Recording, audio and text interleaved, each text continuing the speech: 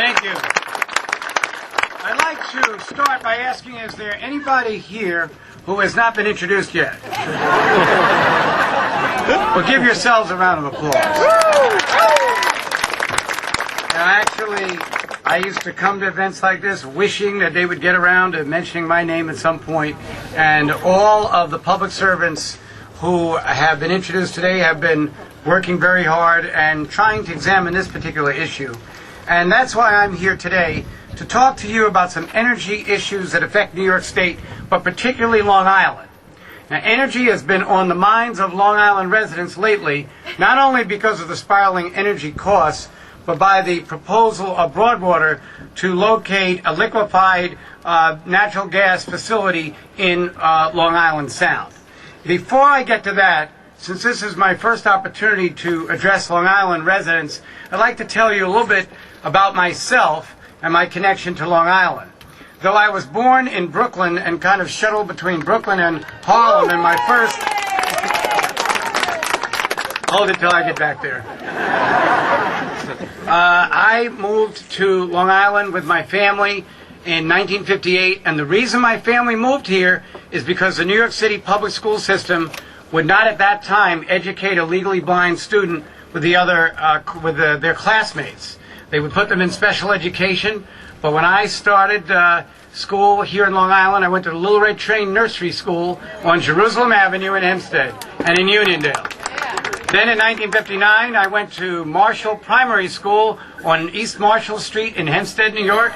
Went to Fulton Elementary School, graduated from Hempstead High School in 1971, but I hadn't had enough of Long Island. I came back here to go to Hofstra Law School, where I graduated 10 years later.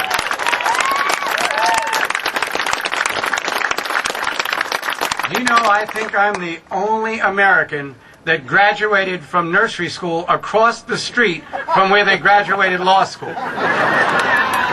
And I learned that if you spend more time paying attention in nursery school, you don't have to go to law school. Like little proverbs like finders keepers. I spent $5,000 one semester in law school in property to find out that's right, finders keepers. In the interim, all those years, we came to Sunken Meadow Parks. We came and swam on the Sound. We came and had picnics here. This is a wonderful place. I'm thinking about the friends of mine that I used to come here with. Unfortunately, too many of them have moved out of New York because they can't keep up with state and local taxes. We're going to try to do something about that, because I'd like to see a little more of my old friends, bring them back to New York.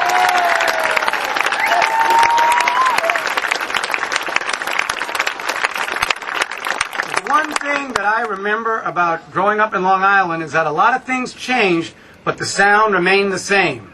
And the reason that it remained the same is that generations of Long Islanders put huge amounts of resources and enormous amounts of efforts into keeping the Sound clean, into keeping the Sound safe, and making it the beautiful historic treasure that we look at even as we stand here today.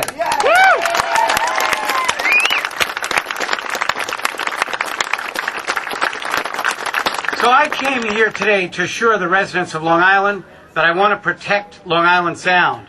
I want to preserve it as a valuable estuary, an engine of economic development, and of course, a place that is really the epicenter of great culture and great quality of life that symbolizes Long Island.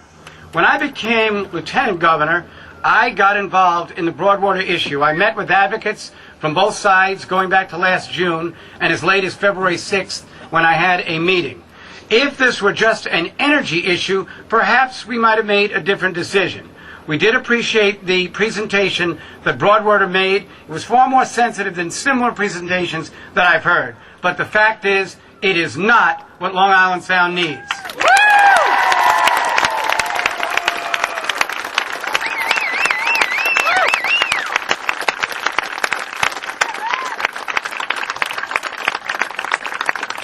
Frankly, Broadwater would scar Long Island Sound,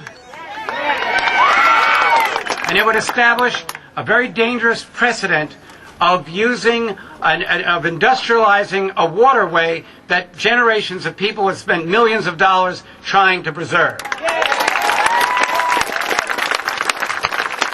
It would severely curtail commercial and recreational fishing and would damage the sea life that lives right in the Sound.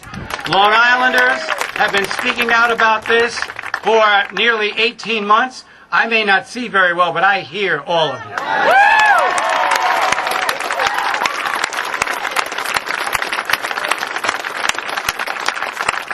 Now, if we didn't have any other alternative than to use liquefied gas, perhaps we would have made a different decision. But it would have been a false choice, because it would be a shame on us. It would be our fault if we couldn't establish a responsible economic policy that would create a condition other than sacrificing one of our greatest and natural economic resources in order to achieve.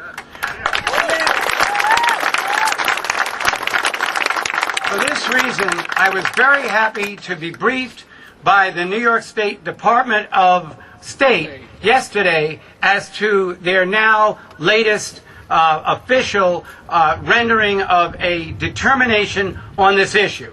And it is that Broadwater is inconsistent with the federally approved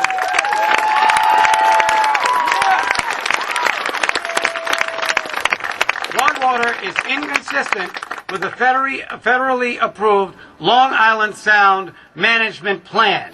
And because of that, because the Coastal Management Plan is inconsistent with what Broadwater is proposing, we cannot let this issue go forward.